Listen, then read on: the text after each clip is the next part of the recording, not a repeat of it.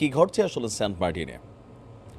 Saint মার্টিনের সাথে আমাদের যে বঙ্গোপসাগরের যে জলসীমা মিয়ানমার বনাম বাংলাদেশ, সেন্ট মার্টিন যাবার পথে আমাদের যে ট্রলার এবং স্পিড বোটগুলো যায়, তো সেখানে সীমান্তের জলসীমান্তের কাছাকাছি কিন্তু অনেকটা অঞ্চল অতিক্রম করতে হয় আমাদের স্পিড বোট বা ট্রলারগুলোকে। গত কয়েকদিন যাবৎ সেখান থেকে আরাকান আর্মির একটা যুদ্ধজাহাজ আমরা দেখেছি যে সীমান্তে অবস্থান করছে জলসীমায়। ইভেন সেইখানে থাকা একটা দ্বীপ থেকে মাঝে মাঝে গুলি ছোড়া হচ্ছে বাংলাদেশের স্পিড বোট, ট্রলার বা আরও বিভিন্ন জিনিসকে লক্ষ্য করে। আর অ্যাজ এ রেজাল্ট গত ৮-১০ দিন সেন্ট মার্টিনের মানুষের মধ্যে আতঙ্ক বিরাজ করছে।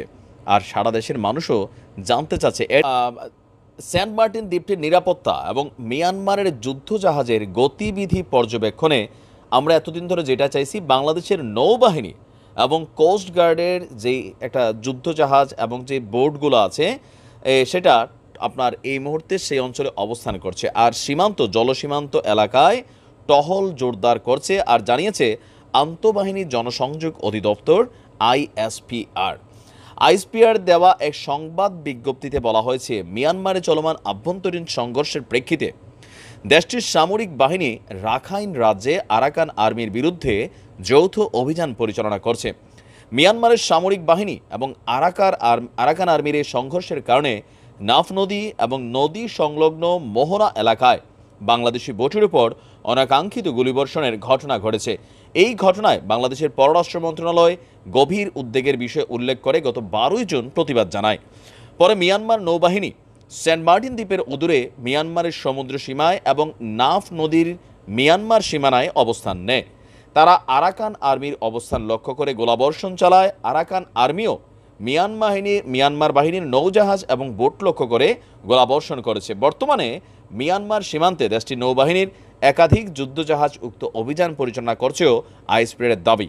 আইএসপিআর বলছে, মিয়ানমার নৌবাহিনী সেন্ট মার্টিনের অদূরে তাদের সমুদ্র সীমায় অবস্থানের ক্ষেত্রেও বাংলাদেশ নৌবাহিনীকে অবহিত করেছে। তার মানে যেই জাহাজ আমরা দেখছি এটা আমাদের বাংলাদেশ নৌবাহিনী জানে। আর বাংলাদেশ নৌবাহিনীও এবং কোস্টগার্ডের একাধিক জাহাজও মিয়ানমারের জাহাজের গতিবিধি পর্যবেক্ষণ সহ বাংলাদেশের সমুদ্র সীমায় এই মুহূর্তে টহল জোরদার করছে। এই অবস্থায় মিয়ানমারের চলমান আভ্যন্তরীণ সংঘর্ষ এবং সেন্ট মার্টিন দ্বীপের নিরাপত্তায় ঘিরে যে সকল গুজব আছে তাতে কান না দিতেও অনুরোধ করেছে আইএসপিআর। তো আমরা দেখছি যে এখানে মূল ফ্যাক্টটা কোথায় হচ্ছে, আরাকান আর্মি বনাম মিয়ানমারের জান্তা সরকার।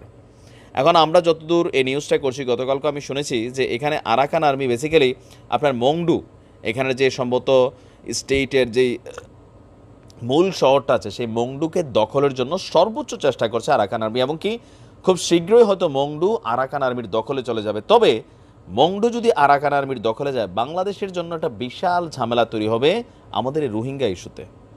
কারণ আরাকান আর্মি এই রোহিঙ্গাদেরকে কিন্তু ফেরত নেবে না। আর যেহেতু আরাকান আর্মির সাথে সরকারের আলাদা কোনো যোগসাজশ নেই, অথবা আমাদের গোয়েন্দারা কি পরিমাণ যোগাযোগ করছে তারাই ভালো জানে, যেহেতু এই মুহূর্তে মিয়ানমার একটা বিশাল রাজ্য, বাংলাদেশ থেকে কিন্তু অনেক বড়, তো সেখানে আপনার একটা state totally Arakan army control করছে, পেছন থেকে চীন, রাশিয়া, তারপরে এখানে যৌথ খেলা চলছে। তো সকল খেলার মাঝখানে পড়ে বসছে আমাদের সেন্ট মার্টিন। তবে আমরা এতটুকু বুঝি বাংলাদেশের মানুষ হিসাবে যে আমরা যুদ্ধের পক্ষে না, তবে আমাদের এদিকে গুলি টুলি পড়লে আমাদের উচিত ২-৪টা মিসফায়ার এদের দিকে করা, অথবা যেখান থেকে করা হচ্ছে সেইখানে পাল্টা জবাব দেওয়া। নয়তো মনে করবে যে আমরা নরম হয়ে গেছি, অনেক সময় হয়। তো এই মুহূর্তে আমাদের যুদ্ধজাহাজ আছে, সরকারের পক্ষ থেকে বলা হয়েছে যে সেন্ট মার্টিনে বসবাসকারী যারা আছেন সেখানে দুশ্চিন্তার কিছু নেই, নৌবাহিনী মাঠে নামছে, জলসীমায় নামছে। এখন প্রশ্ন হচ্ছে, আরাকান আর্মি যদি ভুলে বাংলাদেশের নৌবাহিনী জাহাজকে গুলি করে বসে, তখন আমাদের আসলে সিদ্ধান্তটা বা পাল্টা প্রতিক্রিয়াটা কি হবে, সেটা এখন একটা বড় প্রশ্নের সম্মুখীন। দেখা যাক কোন দিকে যায় পরিস্থিতি। ভালো থাকুন, আসসালামু আলাইকুম।